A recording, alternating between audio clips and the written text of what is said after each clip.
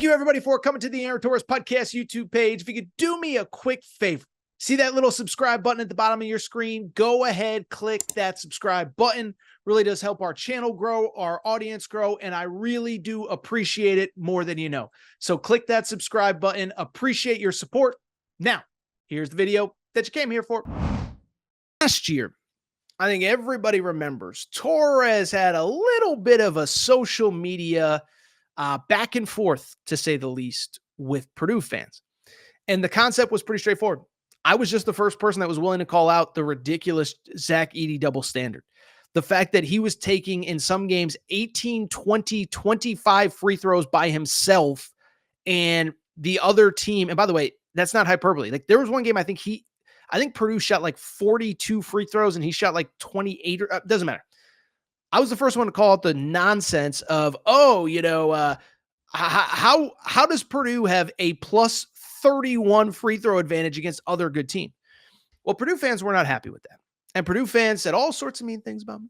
And that's okay. You're allowed, fan is short for fanatic. Everyone's allowed to get mad here and there. But I bring it up because I was the bane of Purdue's fans' existences. Now, by the way, Purdue fans, I'll say this. I've gotten a lot of well, you just think that Zach Edey's tall. Never said I think Zach Edey's tall. I would love for people to actually go back to that segment and see what I said, because I don't think what people think I said is actually what I said. But I became kind of a Purdue hater. By the way, the last aside, by the way, I know I keep saying by the way, I put this challenge out to every Purdue fan in America, and I will continue to put it out. If you can find, and this segment doesn't count because I'm just setting it up. If you can find me during last season, during the 2023-2024 season, when Zach Edey and Purdue made the national championship game, I'm not talking about when he was a freshman. I'm not talking about when he was high school. If you can find an example of Torres saying that I just believe the only reason he's good is because he's tall, I will give $1,000 to a charity of your choice. I swear to God, right now, I'll do it. If you can find me saying that Zach Edey is only good because he's tall, that has to be the quote, then I will.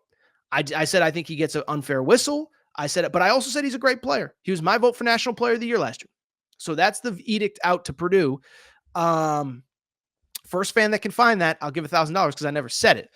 But anyway, apparently I was going back and forth with Purdue fans last year. And I bring it up because something funny happened over the last couple of days. So Purdue on Wednesday night, they played at Washington. Remember, Washington is now in the Big Ten, kind of this weird, homogenous league, whatever, blah, blah, blah. Well, I bring it up because Purdue ends up coming back to win 69-58, 69-58 at Washington. And a couple Purdue fans took it upon themselves to find an old tweet that I sent to Purdue fans after a game last season. So Purdue last year lost a game. And I said, is there problems, blah, blah, blah. And Purdue fans said, you're an idiot. And I said, LOL. And this was last year. This was February of 2024. I said, LOL.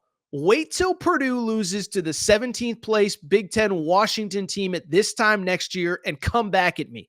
Basically, they were like, you think my team, you give my team credit. I'm like, I don't think they're that good.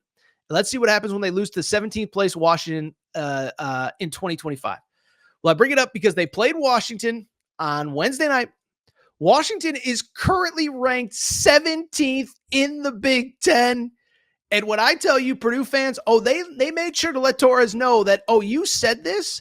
And while it's kind of cool that you were right about them being in 17th place, you're an idiot because we beat them. So producer Matt pulled a few of the tweets that were sent to me this morning.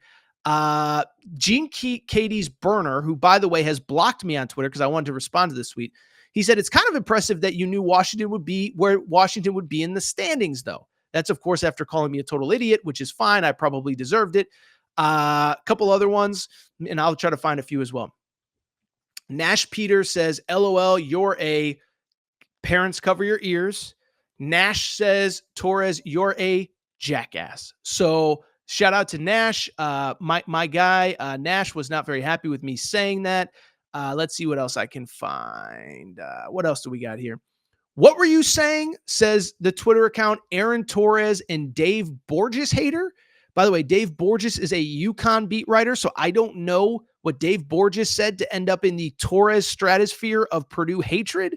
But the Aaron Torres and Dave Borges fan page hater says, what were you saying, Torres? A couple other good ones. Just first of all, Outlaw of College Football, who's just a wild child on Twitter, says Purdue has football. Purdue has fans. Let's see here. Boiler Maid says it's wild they let you talk about basketball. Boiler Sexual says Torres and Kristen Peak are the Bonnie and Clyde of crappy sports takes. First of all, Kristen Peak's great at what she does. She's a recruiting analyst. She's great at what she does. So shout out Kristen Peak, who got dragged into this mess. I don't know how she got dragged into it. I don't know what she said. Phil Madison says you're bad at your job. So that's going on. And then he says, serious question. What is your beef with us? This is from Anthony. We've been one of the best teams in the country the last few years. Our guys are great ambassadors for the sport, and they actually are students. I know you're an SEC UConn shill, but what does that have to do with Purdue? I think that's a great way to end. Never had an issue with Purdue. Never had an issue with Purdue. Where this whole thing starts is I basically said that I think Zach Edey got an unfair advantage from the referees. And if you go back and listen to the segment, it's not what Purdue fans think that it was. All I said was there has been no player in the history of college basketball that was good enough to draw 18 to 20 to 22 fouls on one end of the court and commit 1 to 2 fouls on the other end of the court, which routinely happened. And I don't have all the stats in front of me, but at the time, they played Alabama, top 20 team at the time, top 10 team at the time. They were like plus 18 in free throws. I think they were plus 14 against Alabama. They were plus 18 against Tennessee in the regular season.